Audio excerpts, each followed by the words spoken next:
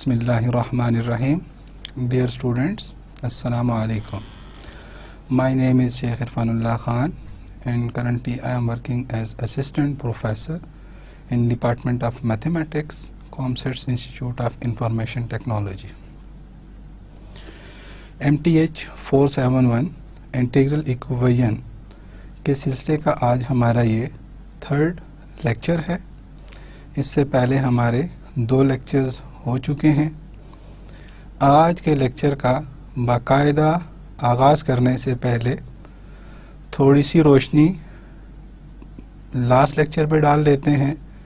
ताकि वो स्टूडेंट्स जो लास्ट लेक्चर अटेंड नहीं कर सके उनको थोड़ा सा आइडिया हो जाए कि हमने प्रीवियस लेक्चर में क्या कुछ पढ़ा था।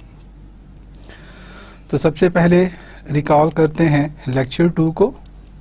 लेक्चर 2 में जो मेन फीचर्स हमने डिस्कस किए थे वो मेन फीचर्स क्या थे? Solution of an integral equation.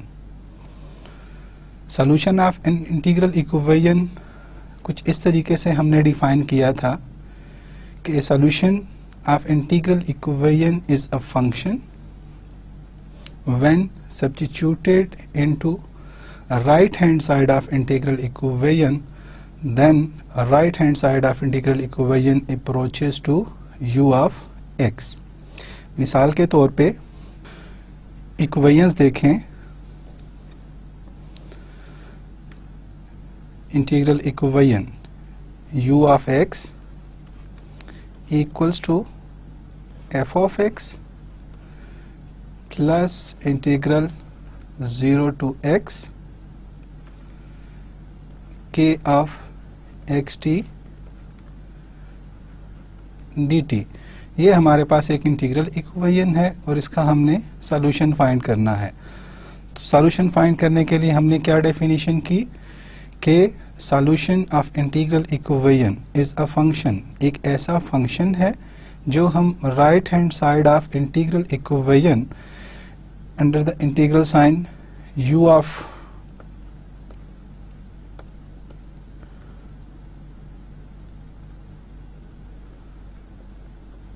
t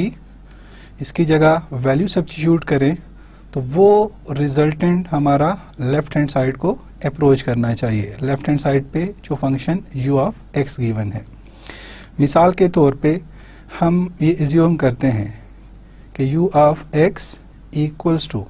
e raise to power ex और ये सॉल्यूशन किसका है? Integral equation u of x equals to 1 plus integral 0 to x u of t dt।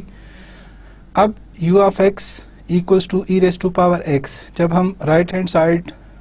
Equation में सब्स्टिट्यूट करेंगे तो ये इंटीग्रल हमारा किस फॉर्म में बनेगा? राइट हैंड साइड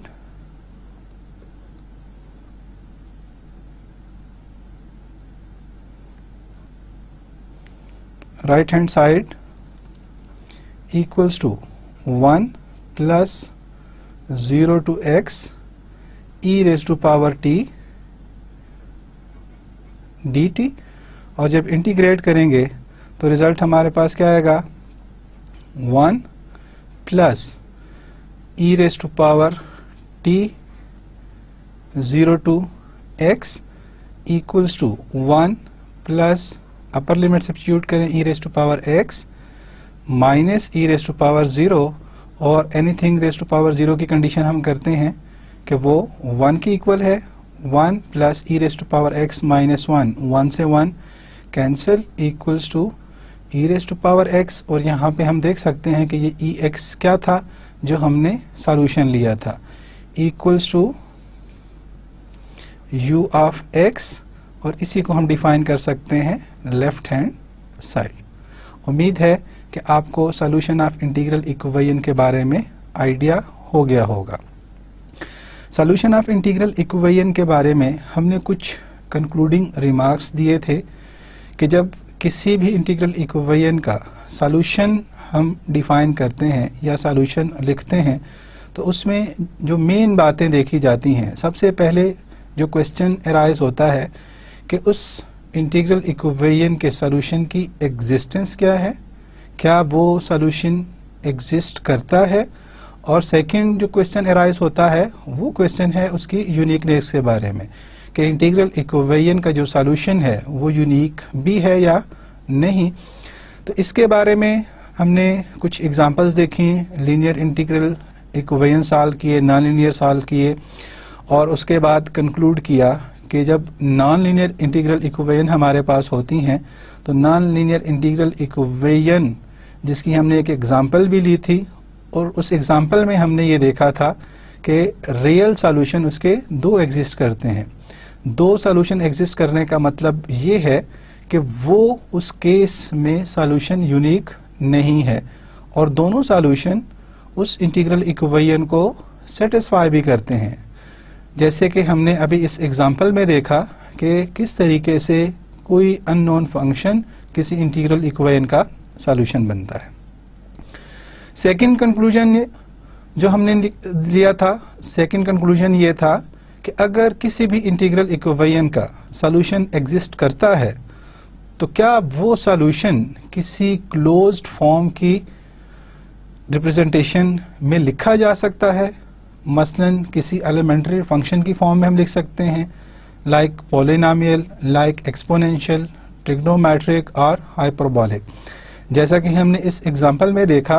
कि इंटीग्रल इक्वेशन थी और इंटीग्रल इक्वेशन का सॉल्यूशन किस फॉर्म में एक्सप्रेस हुआ, in terms of exponential function u of x equals to e raise to power x। तो इन जनरल हमने ये कंक्लूड किया था जरूरी नहीं है कि हर इंटीग्रल इक्वेशन का सॉल्यूशन एक्सप्रेस किया जा सके इन अ क्लोज्ड फॉर्म। ऐसी सिचुएशन में जब हम किसी इंटीग्रल इक्वेशन के सॉल्यूशन को क्लोज्ड फॉर्म में एक्सप्रेस ना कर सकें तो वो solution in terms of series form लिया जाता है। सीरीज फॉर्म नॉर्मली जो सॉल्यूशन हम यूज करते हैं वो न्यूमेरिकल अप्रोक्सीमेशंस में हम यूज करते हैं, और न्यूमेरिकल अप्रोक्सीमेशन के केस में जब सीरीज फॉर्म सॉल्यूशन लिया जाता है तो उसमें उस प्रॉब्लम की एक्यूरेसी उसके नंबर ऑफ टर्म्स पे डिपेंड करती है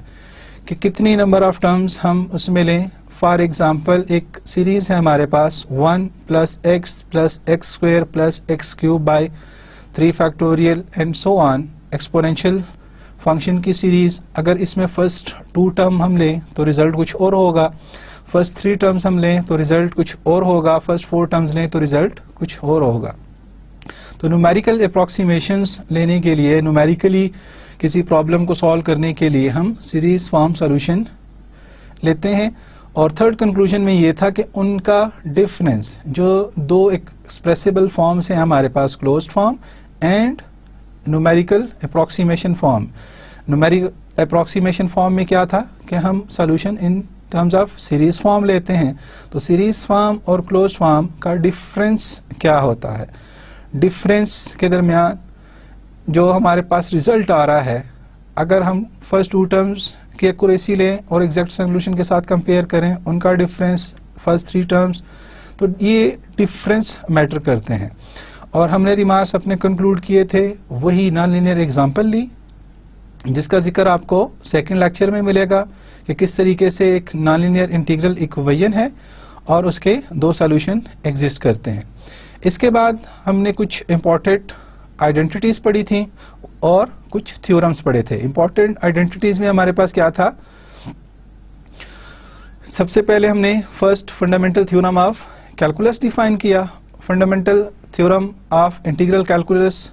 डिफाइन करने के बाद हमने मल्टीपल इंटीग्रल्स को सिंगल इंटीग्रल में रिड्यूस करने का तरीका सीखा कि किस तरीके से हम मल्टीपल इंटीग्रल्स को सिंगल इंटीग्रल में रिड्यूस कर सकते हैं। उसके बाद वेल नोन लेबनिज फार्मूला हमने पढ़ा और लेबनिज फार्मूला को हमने डिराइव किया। Normally Lebanese formula integral equation को डिफरेंशियल इक्वेशन में कन्वर्ट करने के लिए यूज होता है। उससे रिलेटेड हमने कुछ एग्जांपल्स भी की कि किस तरीके से हम लेबनिज फार्मूला इंटीग्रल इक्वेशन पे अप्लाई करते हैं। उसकी जनरल फॉर्म की तरफ जाते हैं तो general form of Leibniz formula d/dx integral limit a alpha of x to beta of x f of x t dt equals to f of x beta of x d beta over dx minus f of x alpha of x d alpha by dx plus limit alpha of x to beta of x partial f over partial x, और f हमारे पास function क्या है, function of x and t, दो variables.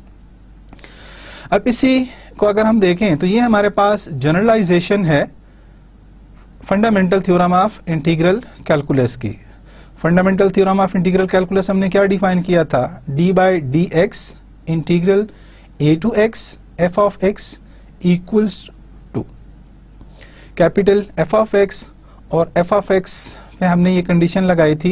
कि वो differentiable है on open interval और उसका डेरिवेटिव ओरिजिनल फंक्शन के इक्वल होता है। फर्स्ट एग्जांपल देखते हैं जनरलाइज्ड लेबनिज फार्मूला की एप्लीकेशन की फॉर्म में, जो कुछ एप्लीकेशंस आज के लेक्चर में हमने डिस्कस करनी है कि किस तरीके से हम इंटीग्रल इक्वेशन को रिड्यूस करते हैं डिफरेंशियल इक्वेशन की फॉर्म में। तो पहली एग्जांपल हमने ली है u of x equals to 1 plus 0 to x u of t dt, और स्टेटमेंट कुछ एग्जांपल किस तरीके से है, find the initial value problem equivalent to integral equation. अब इनिशियल वैल्यू प्रॉब्लम हमने इससे फाइंड करना है, किसकी हेल्प से, with the help of Leibniz formula. और लेबनिज फार्मूला अगर हम यहाँ पे देखें, जो इंटीग्रल हमें डिफाइन है d by D X integral alpha of X to beta of X F of X Y F of x T D T, क्योंकि t की फॉर्म में भी हम एक्सप्रेस कर सकते हैं, y की फॉर्म में, फंक्शन ऑफ टू वेरिएबल्स है। इन जनरल हम अपने तमाम लेक्चर्स में t को as a second variable use कर रहे हैं, तो f of x T u of x equals to 1 plus 0 to x u of t dt। अगर इस इंटीग्रल इक्वेशन को मैं कंपेयर करूं जो जनरलाइज्ड लेबनिज फार्मूला में हमारे पास लेफ्ट हैंड साइड पे फॉर्म डिफाइन है, d by D x of integral limit alpha of X to beta of X F of x T D T. तो इसमें आप देख सकते हैं कि जब इस इंटीग्रल इक्वेशन का डेरिवेटिव लिया जाए, तो डेरिवेटिव लेने से हमारे पास इक्वेशन क्या बन जाएगी, u dash of x equals to, अब जब कांस्टेंट का derivative with respect to x लेंगे तो वो किसके इक्वल हो जाएगा, 0 plus d by D x of integral 0 to x u of t dt। अब इस इंटीग्रल को जिसे हमने डिफरेंशिएट किया है with respect to x,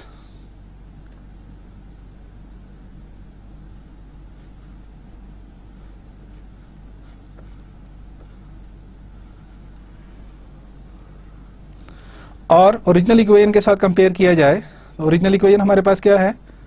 d by D x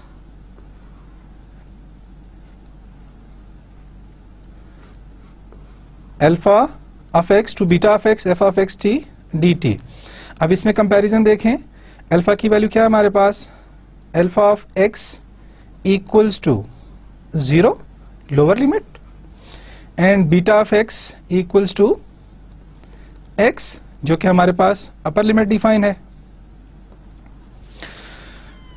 अब फॉर्मूले में राइट साइड पे हमारे पास F of X beta of X. अब सबसे पहले हमने एफ ऑफ एक्स डिफाइन करना है, तो एफ ऑफ एक्स टी की वैल्यू हमारे पास क्या होगी, जिसे नॉर्मली हम कर्नल की फॉर्म में भी ट्रांसफॉर्म करते हैं, F of x T equals to U of T function of T, alpha of X उसका विद रिस्पेक्ट टू एक्स अगर डेरिवेटिव लिया जाए तो डेरिवेटिव हमारे पास क्या आएगा, D alpha over D X equals to 0। Similarly D beta by D X equals to 1, और फंक्शन का derivative with respect to X अगर हम लें तो वो किसके इक्वल आएगा, partial F over partial x, क्योंकि फंक्शन ऑफ टी है तो वो रिजल्ट हमारे पास 0 हो जाएगा। अब यही वैल्यूज जब हम ओरिजिनल इक्वेशन में सब्स्टिट्यूट करते हैं, तो ओरिजिनल इक्वेशन में सब्स्टिट्यूट करने के बाद हमारे पास जो फॉर्म बनेगी वो फॉर्म क्या बनेगी, D by D x of integral 0 to x u of t dt equals to f of x beta x, और f of x beta x जब वैल्यू हम सब्स्टिट्यूट करेंगे तो उसका रिजल्ट 1 के इक्वल होगा, इनटू u of x, और d beta by D X इसके इक्वल हो जाएगा 1 के equal, minus f of x alpha x क्योंकि कांस्टेंट फंक्शन है 1 के equal, into u of x into D alpha by D X 0 plus 0 to x, और partial f over partial x किसकी equal आया हमारे पास 0। तो उससे देखें कि हमारे पास कौन सी टर्म 0 हो रही है, ये टर्म 0 हो रही है। इसके बाद ये टर्म 0 हो रही है, और टर्म हमारे पास रह क्या गई, u dash of x equals to u of x। अब ये इक्वेशन रिड्यूस हो गई है डिफरेंशियल इक्वेशन में, इंटीग्रल इक्वेशन को हमने रिड्यूस किया। अब इसकी इनिशियल कंडीशन हमने कैलकुलेट करनी है, और इनिशियल कंडीशन कैसे कैलकुलेट होगी, जब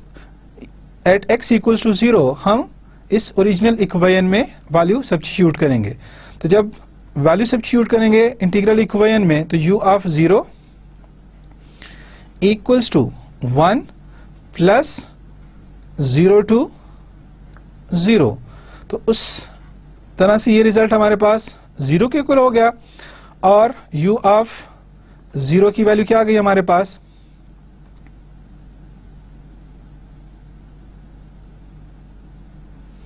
u ऑफ 0 इक्वल्स टू 1। अब integral equation via generalized Leibniz formula reduce होकर किस फॉर्म में आ गई, u dash of x, u of x को लेफ्ट साइड पे लेके आए, minus u of x equals to 0 subject to initial condition u of 0 equals to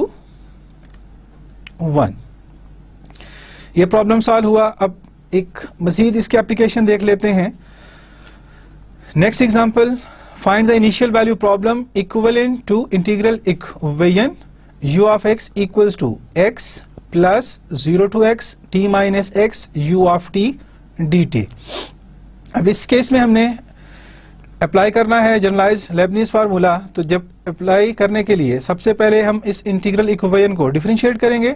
तो डिफरेंशिएट करने से ये equation u dash of x equals to x का with respect to derivative x1 plus यहाँ पे फॉर्म बन जाएगी d by D x of 0 to x t minus x u of t dt। Compare करें original form से, alpha of x की value क्या आ गई हमारे पास, alpha of x equals to 0, beta of x equals to x, and f of x t equals to t minus x into u of t, d alpha by D X इसकी equal हो जाएगा equals to 0, d beta by D F X equals to 1, and partial f by partial x। तो with respect to x जब हम इसे differentiate करेंगे, x u of x और u of t। u of t constant function है, इसका with respect to derivative हमने x लिया और साथ negative sign minus u of t। Apply करें u dash of x equals to 1 plus 0 to x u of t dt, क्योंकि हमारे पास ये जो टर्म्स हैं F of X beta of X, F of X beta of X किसकी equal हो जाएगा,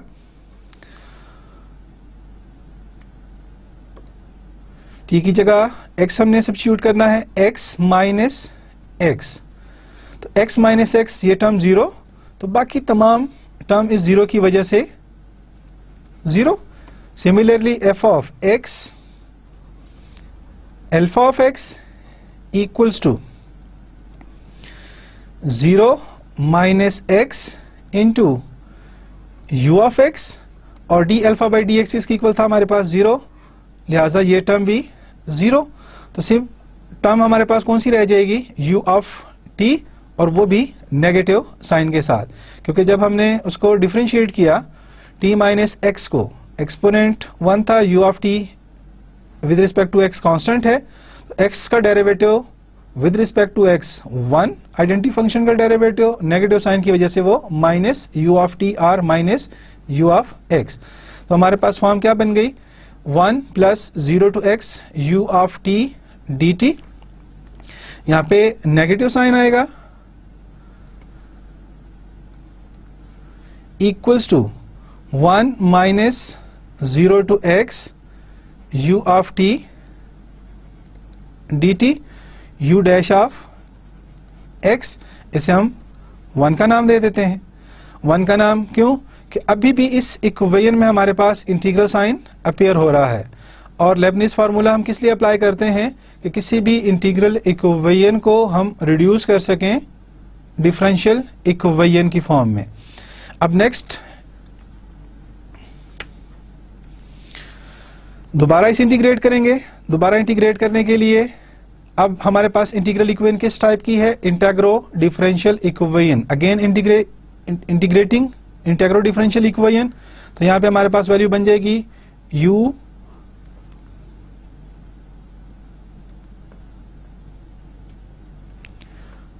डबल डैश ऑफ x, 1 का derivative with respect to x 0, minus d by D x of u of t dt। और इस type की example हम previous slide पे कर चुके हैं कि किस तरीके से इसका रिजल्ट हम कैलकुलेट करते हैं। तो u double dash of x हमारे पास रिजल्ट किसके इक्वल आ जाएगा, माइनस u ऑफ x, और सिंप्लीफाई करने के बाद u double dash of x plus u of x equals to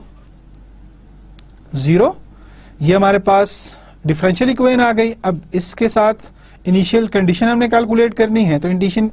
condition किस तरीके से कैलकुलेट करेंगे, जब x इक्वल्स टू 0 हम सब्स्टिट्यूट करेंगे इक्वेशन 1 एंड ओरिजिनल इक्वेशन में। जब ओरिजिनल इक्वेशन में हम 0 सब्स्टिट्यूट करेंगे x की जगह, तो आप देख सकते हैं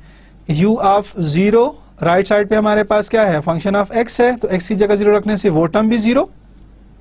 प्लस 0 टू 0 ये तमाम इंटीग्रल भी 0 हो जाएगा। तो ओरिजिनल इक्वेशन में at x equals to 0 substitute करने के बाद हमारे पास फर्स्ट इनिशियल कंडीशन क्या आई, u एट 0 इक्वल्स टू 0, और जब 1 में हम x की वैल्यू 0 के इक्वल सब्स्टिट्यूट करेंगे तो वहां से रिजल्ट हमें क्या मिलेगा, u dash of 0 equals to 1। अब u double dash of x plus u of x equals to 0, second order differential equation subject to initial condition up to 2 minus 1 u of 0 and u dash of 0। तो u of 0 equals to 0 और u dash of 0 equals to 1। तो ये हमारा एक complete problem बन गया जिसे हम इनिशियल वैल्यू प्रॉब्लम कहते हैं। और ये इनिशियल वैल्यू प्रॉब्लम कहाँ से हमें मिला, integral equation, Volterra integral equation, जिसे हमने सॉल्व किया या डिफरेंशिएट किया with respect to generalised Leibniz formula. Next application की तरफ जाते हैं। यहां पे हमारे पास इंटीग्रल इक्वेशन एडवांस फॉर्म में है, u of x equals to x cube plus 0 to x minus t square u of t dt। Previous example के साथ अगर हम इसका कंपैरिजन करें तो फर्स्ट एग्जांपल में हमारे पास कर्नल ऑफ एक्स टी, जो जनरलाइज्ड फॉर्म में हम लिखते हैं k ऑफ एक्स टी, उसकी वैल्यू 1 के इक्वल थी। सेकेंड एग्जाम्पल में हमने देखा कि kernel of x t t minus x difference के इक्वल था और एक्सपोनेंट उसका 1 था। अब इस एग्जांपल में अगर हम कंपेयर करें तो कर्नल ऑफ एक्स टी हमारे पास किस फॉर्म में डिफाइन है, x माइनस टी स्क्वेयर। तो इससे हम ये आइडिया लगा सकते हैं कि अगर कर्नल ऑफ एक्स टी 1 की इक्वल है तो हमें सिर्फ एक दफा उस इंटीग्रल इक्वेशन को डिफरेंशिएट करना पड़ेगा। अगर t माइनस एक्स और x माइनस टी की फॉर्म में डिफाइन है तो उस इंटीग्रल इक्वेशन को हम ट्वाइस डिफरेंशिएट करेंगे। First time original integral equation को डिफरेंशिएट करना है, उसके बाद जो हमारे पास रिलेटेड इंटीग्रल डिफरेंशियल इक्वेशन आएगी उस इंटीग्रल डिफरेंशियल इक्वेशन को एक दफा फिर हम इंटीग्रेट करेंगे और इंटीग्रेट करने के बाद हमारे पास वो इंटीग्रल इक्वेशन रिड्यूस होगी डिफरेंशियल इक्वेशन की फॉर्म में। अब यहाँ पे हमारे पास जो कर्नल डिफाइन है x माइनस टी, इसका एक्सपोनेंट 2 है और इस एक्सपोनेंट 2 की वजह से जब फर्स्ट टाइम हम partial f by partial x calculate करेंगे तो चेन रूल अप्लाई करने के बाद ये रिजल्ट क्या हो जाएगा, 2 into x minus t u of t। एक दफा फिर इसे इंटीग्रेट करेंगे, इंटीग्रेट करने के बाद हमारे पास ये क्या आ जाएगा, 2 ऑफ u ऑफ t और इंटीग्रल साइन तब भी मौजूद होगा। थर्ड टाइम डिफरेंशिएट करने के बाद हमारा integral sign via Leibniz formula खत्म हो जाएगा। देखते हैं इस एग्जांपल की तरफ। फर्स्ट पार्ट में हम कुछ इस तरीके से हम इसे डिवाइड कर लेते हैं।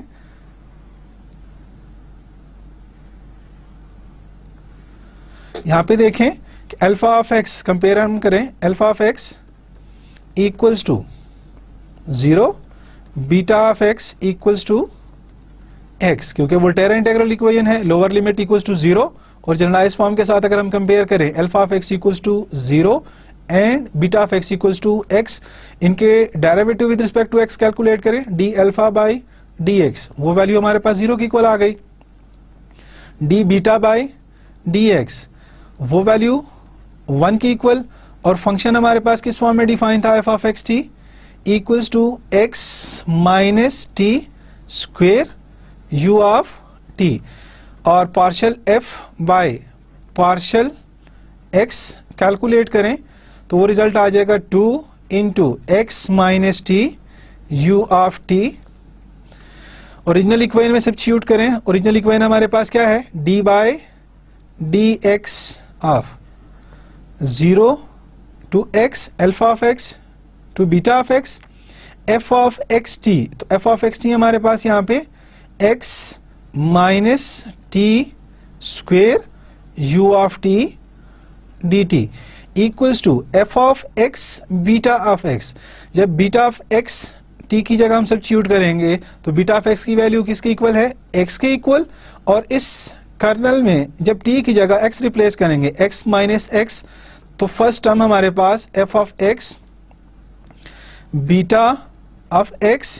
Into d beta by dx, ये टर्म 0 हो जाएगी, जबकि डेरिवेटिव 1 की इक्वल है, 0 इंटू 1 तो कंप्लीट ये रिजल्ट 0 के इक्वल, माइनस सेकेंड टर्म थी f of x alpha of x, alpha of x means lower limit अब हमने सब्स्टिट्यूट करनी है उस कर्नल में, d अल्फा बाई dx। जब लोअर लिमिट हम यहाँ पे सब्स्टिट्यूट करेंगे तो रिजल्ट आ जाएगा x square u of t और x की फॉर्म में x square u of x। But जब अल्फा का with respect to x derivative हमने तो हमने पीछे क्या देखा कि वो 0 के इक्वल है, तो उस लिहाज से ये टर्म भी 0 और लास्ट टर्म हमारे पास क्या बन जाएगी, partial f over partial x 2 into x minus t u of t dt। और जब ये वैल्यू हम सब्स्टिट्यूट करेंगे तो रिजल्ट हमारे पास क्या आ जाएगा, u dash of x equals to x cube का derivative with respect to x 3x square. यहाँ पे हमने पावर रूल अप्लाई किया, पावर नीचे उतारी x और पावर में से 1 को लेस किया, plus partial f over partial x, क्योंकि फर्स्ट टू टर्म्स तो हमारे पास लेबनीज फॉर्म में 0 की इक्वल हो गई, third term plus alpha of x to beta of x partial f over partial x, तो वो फॉर्म 0 टू x, 2 कांस्टेंट है उसे हम बाहर ले लेते हैं, x minus t u of t dt, इसे हम इक्वेशन 1 कह देते हैं। अब यहाँ पे देखें फिर इंटीग्रल साइन हमें मिला और इस इंटीग्रल साइन को हमने दोबारा से इंटीग्रेट डिफरेंशिएट करना है, तो डिफरेंशिएट करने के बाद इंटीग्रल डिफरेंशियल इक्वेशन इस फॉर्म में कन्वर्ट हो जाएगी, u double dash of x equals to, अब हमने x क्यूब की बजाय 3x स्क्वेयर का डेरिवेटिव लेना है।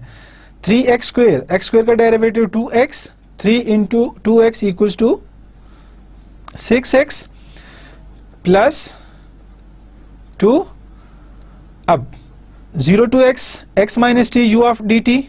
फर्स्ट वही टर्म हम अप्लाई करते हैं, f of x beta of x into d beta by D x minus f of x alpha of x into d alpha by D x, और last term क्या थी, partial f over partial x t d t alpha of x to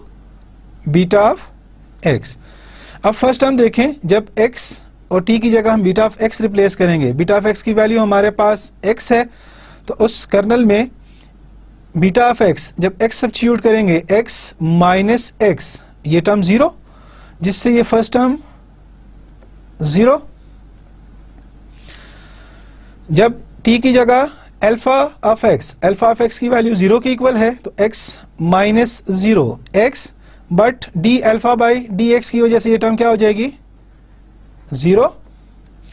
और last term partial f over partial x, तो partial f over partial x with respect to x calculate करेंगे, u of t हमारे पास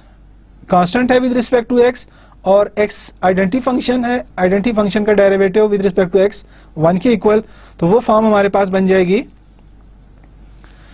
plus 0 to x u of t dt। तो जब general form हम लिखेंगे तो general form किसके equal बन जाएगी, u double dash of x equals to 6x plus, अब 2 मल्टीप्लाई हो रहा है, 2 0 to x u of t dt, और यहां पे अगर हम देखें तो ये फॉर्म हमारे पास जो हमने फर्स्ट एग्जांपल ट्रीट की थी उस फर्स्ट एग्जांपल के फॉर्म में आ गया, और इसे एक दफा फिर डिफरेंशिएट करने से हमारे पास फॉर्म क्या बनेगी, u triple dash of x equals to 6x with respect to x derivative 1, तो 6 कांस्टेंट आ जाएगा, plus 2 f of x beta x, क्योंकि यहाँ पे कर्नल की वैल्यू हमारे पास 1 की इक्वल है तो उससे कोई फर्क नहीं पड़ेगा, और जब विद रिस्पेक्ट टू x उसका हम डेरिवेटिव लेंगे वो टर्म 0 हो जाएगी। f of x beta of x, beta of x अगर x हम रिप्लेस कर भी दें तो वैल्यू क्या होगी 1, और फॉर्म क्या बन जाएगी u of x and D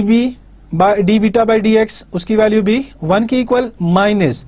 जब अल्फा हम सब्स्टिट्यूट करेंगे 0 तब भी कोई फर्क नहीं पड़ना क्योंकि हमारे पास वो टर्म कांस्टेंट है,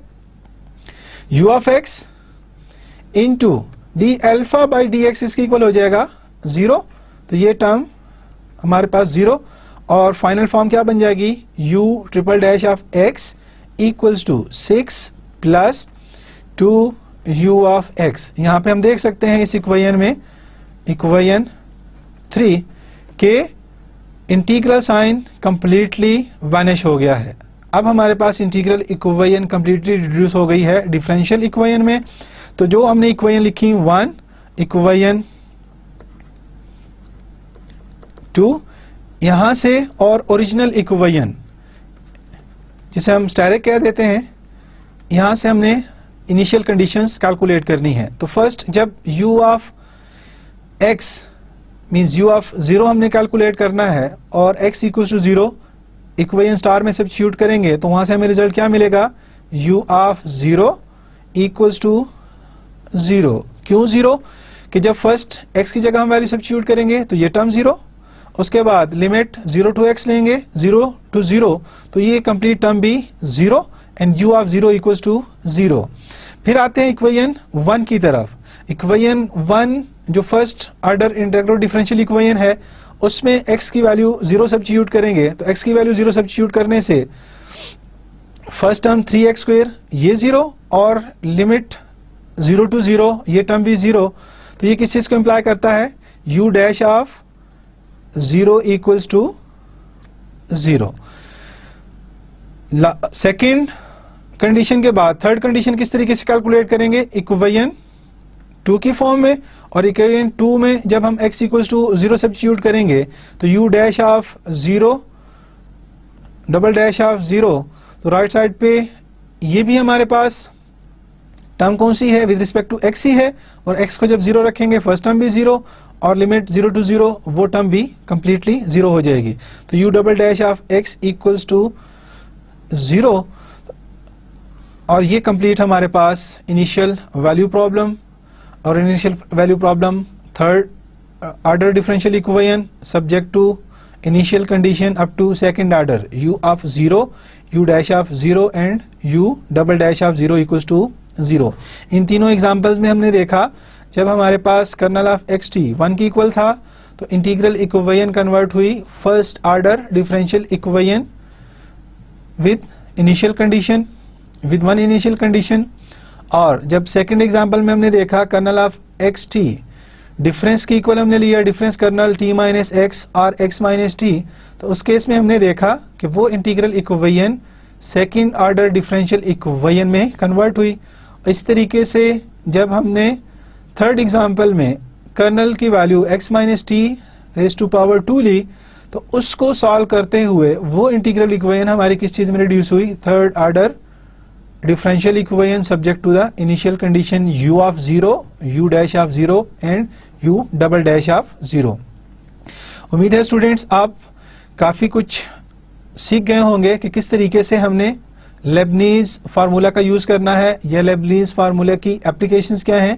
कि लेबनीज फार्मूला किसी भी इंटीग्रल इक्वेशन को टाइप वोल्टेरा इंटीग्रल इक्वेशन उनको रिड्यूस करने में हमें हेल्प करता है, और ये उसकी एप्लीकेशंस बनती हैं और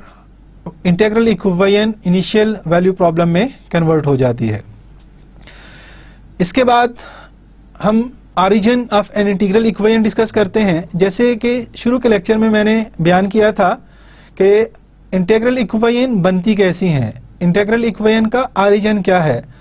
तो नॉर्मली इंटीग्रल इक्वेशन अराइज कहाँ से होती हैं, मैनी साइंटिफिक और इंजीनियरिंग एप्लीकेशंस। और वो साइंटिफिक और इंजीनियरिंग एप्लीकेशन क्या है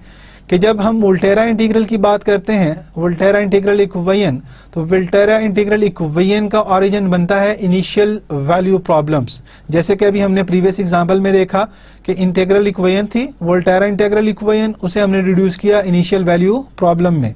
तो इन जनरल रियल टाइम या रियल वर्ल्ड में जब हम उसकी बात करते हैं कि वोल्टेरा इंटीग्रल इक्वेशन का ओरिजिन क्या है, तो वोल्टेरा इंटीग्रल इक्वेशन का ओरिजिन इनिशियल वैल्यू प्रॉब्लम्स बनते हैं।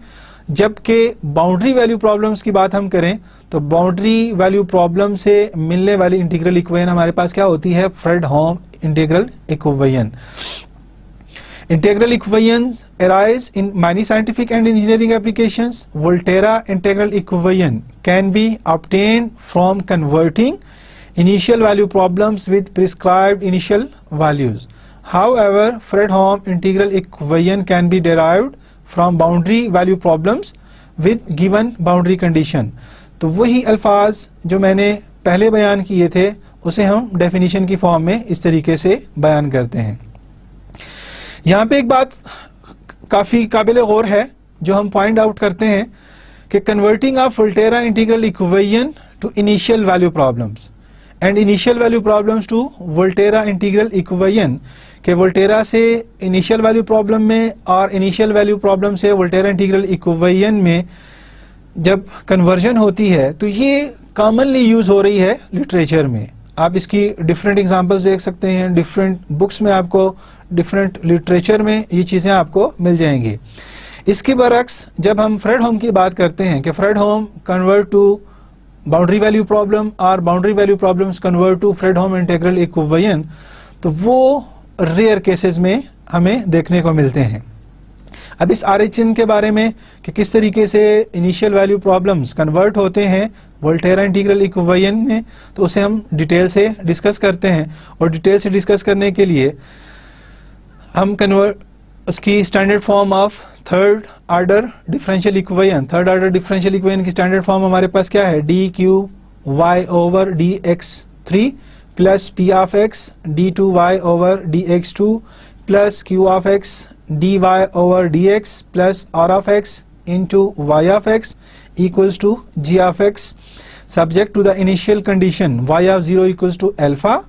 dy by dx or y dash of 0 equals to beta, d2 y over dx2 और इसे हम लिख सकते हैं y double dash of 0 equals to gamma. यहाँ पे अगर इसे हम कन्वर्ट करना चाहें तो किस तरीके से कन्वर्ट करेंगे, dy by dx और इसी इक्वेशन को लिखा जाता है y डैश ऑफ 0 और y डैश ऑफ 0 की वैल्यू हमारे पास बीटा की इक्वल है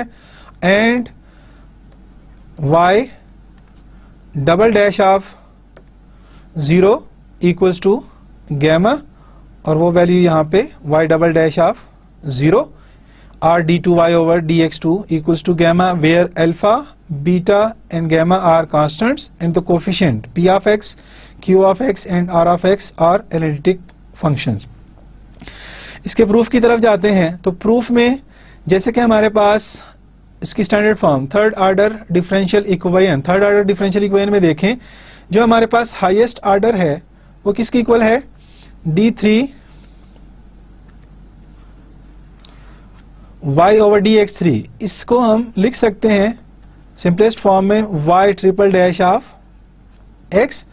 तो यही वैल्यू जो हाईएस्ट ऑर्डर है उसे हम अननोन फंक्शन के इक्वल लेट करते हैं। तो फॉर्म क्या बन जाएगी, y triple dash of x equals to u of x, बेशक आप इसे इक्वेशन 1 कह दें, on integrating both sides from 0 to x। Integrate करेंगे हम 1 को, integrating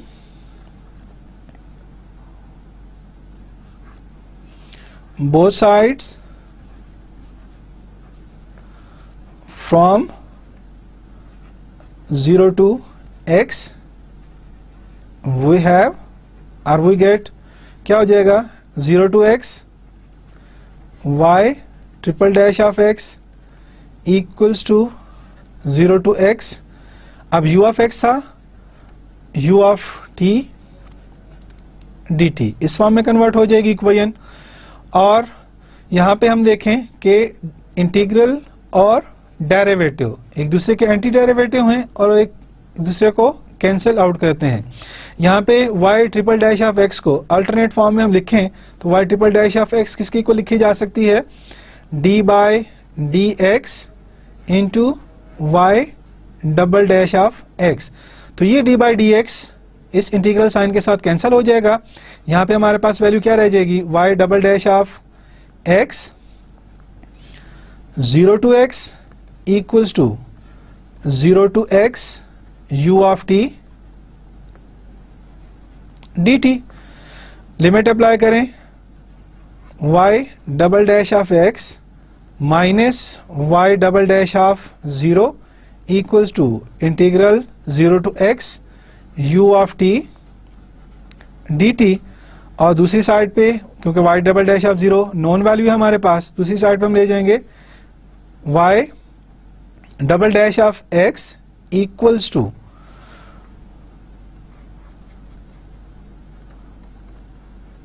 y double dash of 0 plus 0 to x u of t dt।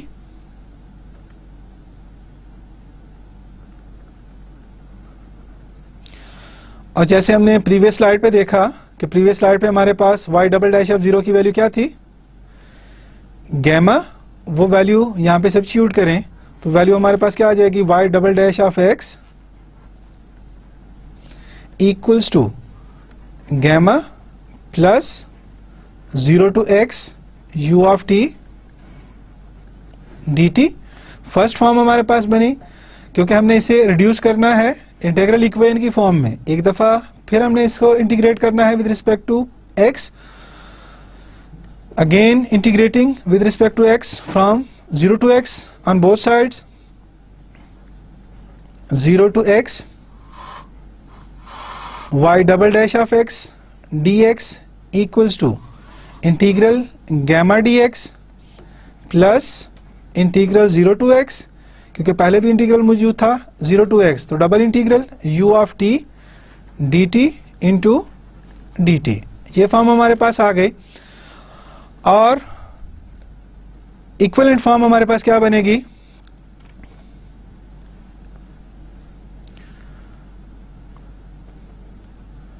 y dash of x minus y dash of 0 equals to gamma x plus 0 to x u of t dt into dt। y dash of 0 known value हमारे पास, इसकी value substitute करने से form क्या बन जाएगी, y dash of x equals to right side पे positive हो जाएगी beta plus gamma x plus 0 to x u of t dt और इक्विवेलेंट फॉर्म में अगर लिखें y dash of x equals to beta plus gamma x plus 0 to x minus t u of t dt। और ये हमने कैसे लिखा, multiple integrals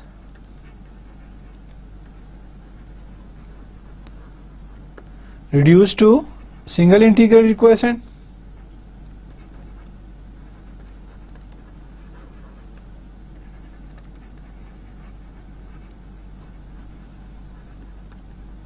via form 0 to x u of t dt equals to 1 over 1 factorial 0 to x minus t u of t dt। और इसकी general form हम देखें 0 to x 0 to x up to nth term 0 to x u of x dt। तो ये general form nth तक था, 1 over n minus 1 factorial integral 0 to x minus t raised to power n minus 1 u of t dt, जिसका जिक्र हमने previous lecture में किया था कि किस तरीके से मल्टीपल इंटीग्रल्स को हम सिंगल इंटीग्रल्स में कन्वर्ट कर सकते हैं या रिड्यूस कर सकते हैं। तो ये दो फॉर्म्स हमारे पास बन गई हैं, इसे हम इक्वेशन 3 कह देते हैं। प्रीवियस पे जो हमने इक्वेशन डिफाइन की थी y double dash of x equals to gamma plus, ये इक्वेशन हमारे पास 2 बन गई, क्योंकि फर्स्ट इक्वेशन हमने जो कंसीडर किया था, consider y triple dash of x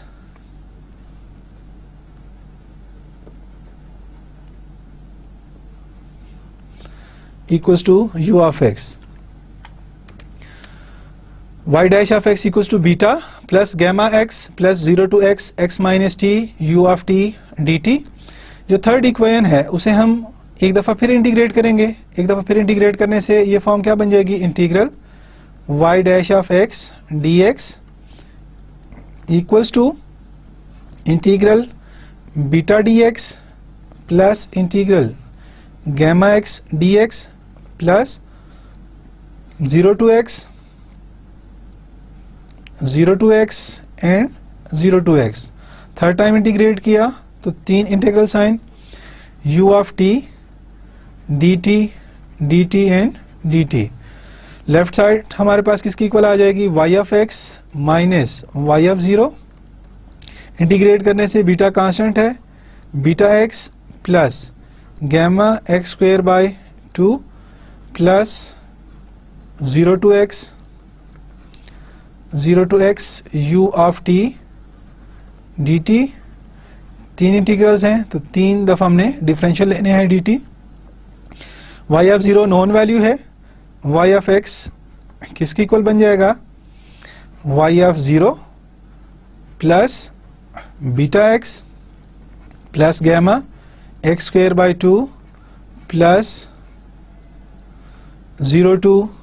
x u of t dt dt dt। y of 0 की वैल्यू अल्फा सब्स्टिट्यूट करें तो हमारे पास फॉर्म बन जाएगी y of x equals to alpha plus beta x plus gamma x square by 2 plus 0 to x u of t dt dt and dt। और equivalent form में कैसे लिखेंगे, और इक्विवेलेंट फॉर्म का जब भी जिक्र किया जाए तो इसके मीनिंग्स हम क्या लेते हैं कि उसे हमने सिंगल इंटीग्रल की फॉर्म में रिड्यूस करना है। y of x equals to alpha plus beta x plus gamma x square by 2 plus general form में हमने देखा अगर n टाइम इंटीग्रल हो हमारे पास तो उसे हम कन्वर्ट किस फॉर्म में करते हैं, राइट साइड पे n टाइम है तो 1 ओवर n माइनस 1 फैक्टोरियल। यहाँ पे हमारे पास कितने इंटीग्रल्स हैं, 3 इंटीग्रल्स हैं, तो राइट साइड पे वैल्यू क्या आ जाएगी 1 by 2 factorial integral 0 to x, यहाँ पे x minus t square u of t and dt। ये हमारे पास फोर्थ इक्वेशन आ गई। अब इन तमाम इक्वेशंस को हमने स्टैंडर्ड फॉर्म में सब्स्टिट्यूट करना है। स्टैंडर्ड फॉर्म में वैल्यू सब्स्टिट्यूट करें y triple dash of x or d3y by dx, उसकी जगह वैल्यू क्या आ जाएगी u of x plus p of x y double dash of x। तो y double dash of x की value हमारे पास क्या आई थी फर्स्ट स्लाइड पे, gamma plus 0 to x u of t dt plus q of x and y dash of x की value, तो y डैश ऑफ x की वैल्यू हमारे पास थी beta plus gamma x plus 0 to x x minus t u of t dt bracket close plus r of x into y of x। तो r of x into y of x किसके equal है हमारे पास alpha plus beta x plus gamma x square by 2 plus 1 by 2 factorial 0 to x x minus t square u of t dt equals to right side पे g of x equals to g of x। अब इसमें equations को हमने balance करना है, u of x p of x r of x जो integral sign के बगैर वैल्यूज हैं, q of x beta plus r gamma into x q of x, r of x alpha plus beta x plus gamma x square by 2 plus 1 by 2 factorial u of x। तो जो constant terms हैं उनको हम अलहदा से define कर देते हैं। तमाम वैल्यूज हमने स्टैंडर्ड इक्वेशन में सब्स्टिट्यूट कर दी। अब उनको हम कांस्टेंट फॉर्म में अलहदा कर रहे हैं और इंटीग्रल साइन के साथ जितनी भी वैल्यूज हैं उनको अलहदा से लिख रहे हैं। तो यहां से हमें क्या नजर आ रहा है, gamma p of x plus beta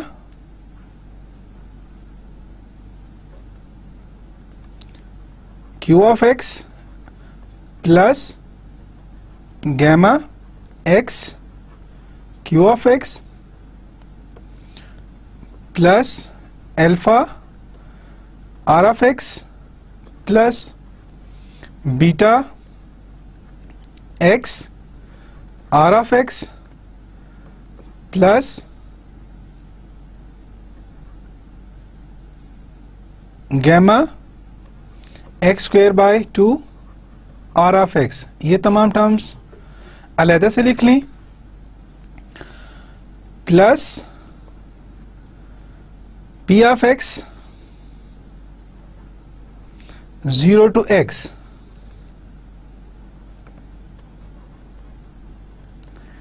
u of t dt plus 0 to x q of x x minus t u of t dt plus 1 by 2 factorial 0 to x r of x x minus t square u of t dt equals to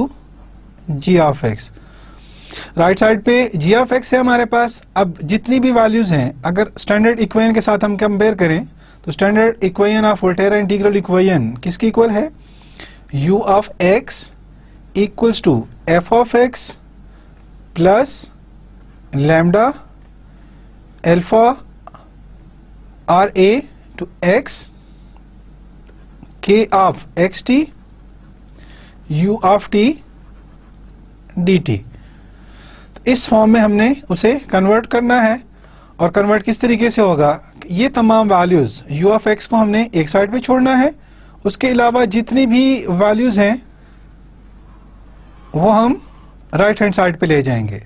like g of x से subtract करना है, तो g of x से subtract करने के बाद ये तमाम वैल्यूज जो नॉन वैल्यूज हैं हमारे पास, नॉन कंडीशंस या non values g of x से हमने सब्ट्रैक्ट करना है। और सब्ट्रैक्ट करने के बाद जो फॉर्म बनेगी वो कन्वर्ट होके f of x की इक्वल होगी। अब फाइनल फॉर्म हमारे पास क्या बन जाएगी वोल्टेरा इंटीग्रल इक्वेशन की? u of x equals to f of x plus lambda 0 to x k of xt u of t dt। क्योंकि यहाँ पे हमारे पास लैम्डा गिवन नहीं था तो यहाँ पे हम एज्यूम करते हैं लैम्डा इक्वल्स टू 1, तो ये फॉर्म हमारे पास बन जाएगी f of x plus 0 to x k of xt u of t dt, where f of x equals to g of x minus gamma p of x minus beta q of x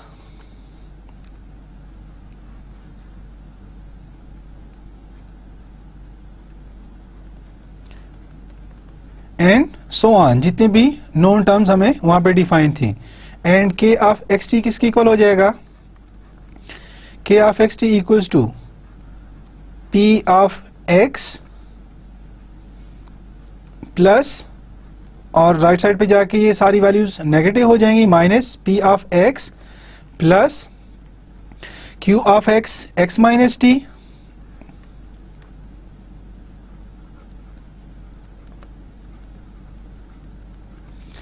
plus 1 by 2 factorial r of x x minus t square, which is the required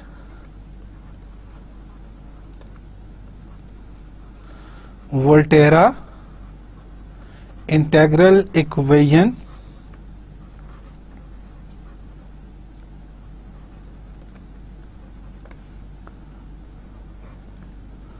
of second kind with f of x and k of xt are given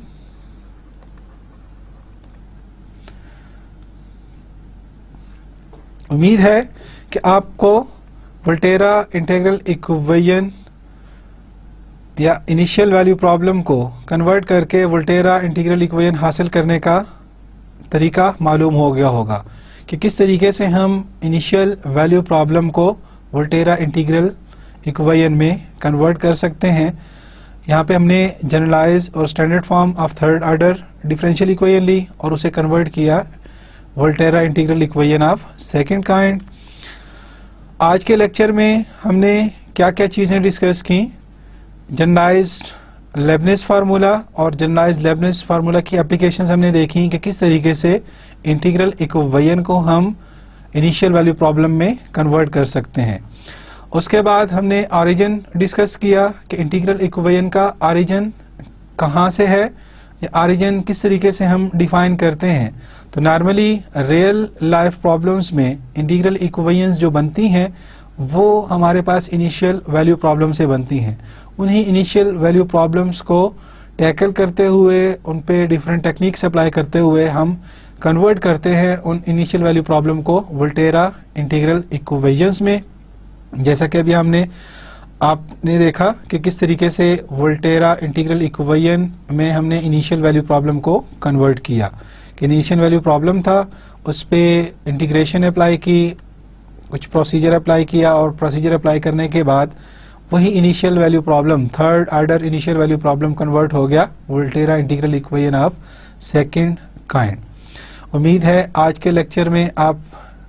काफ़ी कुछ सीख गए होंगे कि किस तरीके से हमने जनरलाइज्ड लेबनिज फार्मूला को अप्लाई करना है और किस तरीके से हमने इनिशियल वैल्यू प्रॉब्लम को वोल्टेरा इंटीग्रल इक्वेशन में कन्वर्ट करना है।